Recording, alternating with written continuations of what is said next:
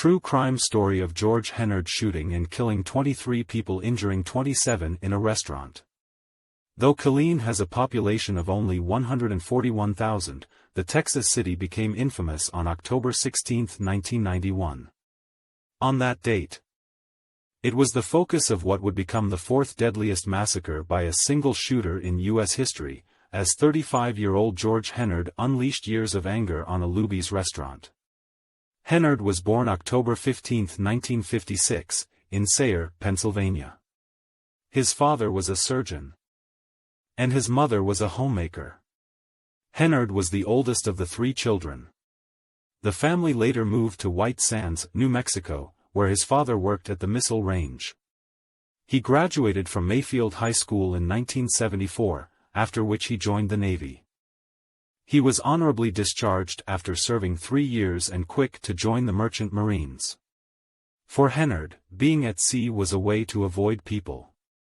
He held grudges against people, especially toward women and minorities. Hennard's life took a turn when the Merchant Marines fired him in 1981. His employer had received notice that Hennard had been fined for using marijuana. Hennard was a time bomb waiting to explode. Those he worked with knew he had a volatile temper. He would frequently throw things and punch holes in the walls when he was angry. Hennard was also a loner. His former supervisor said that he never saw him socializing with anyone while working as a merchant marine. His neighbors often reported him yelling and screaming late at night. The police frequently received calls from him. He would make complaints about his neighbors or request that they investigate sounds he heard, which turned out to be imaginary. To add further to this explosive mix, Hennard harbored a hatred for minorities and gay people. He especially hated women, who he often referred to as snakes.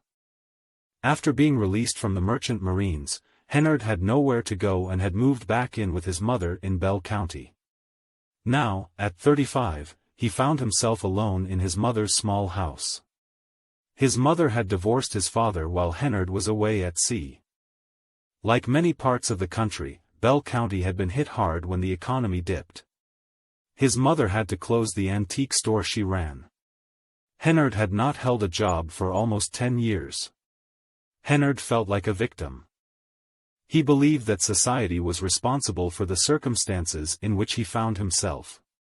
On October 16, Hennard decided to strike back with full force. He armed himself with a Glock 17 semi-automatic and a 9mm Ruger P89 pistol.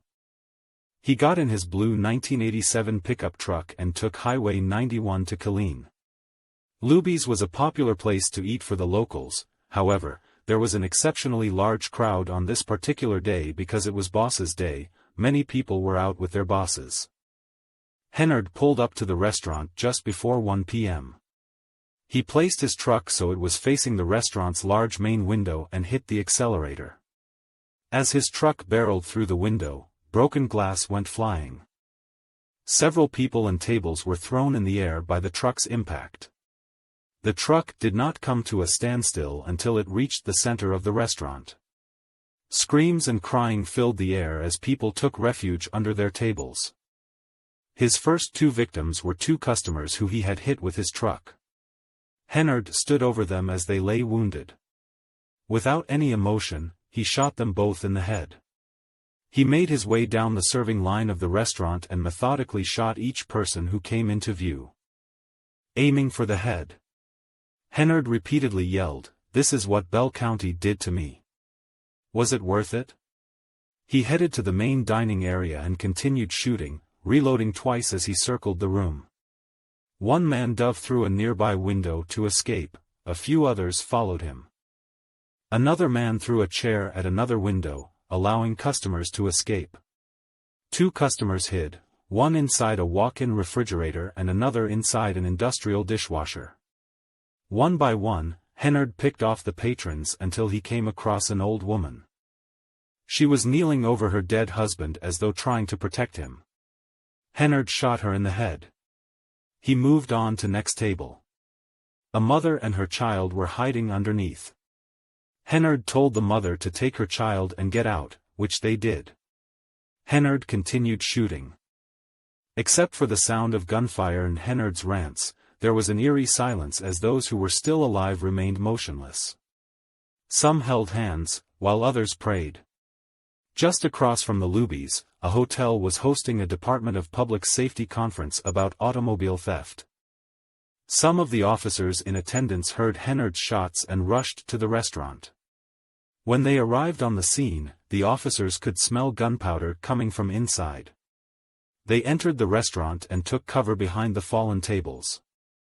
One of the officers felt a hand grabbing at his leg. It was a wounded customer who begged the officer to rescue him.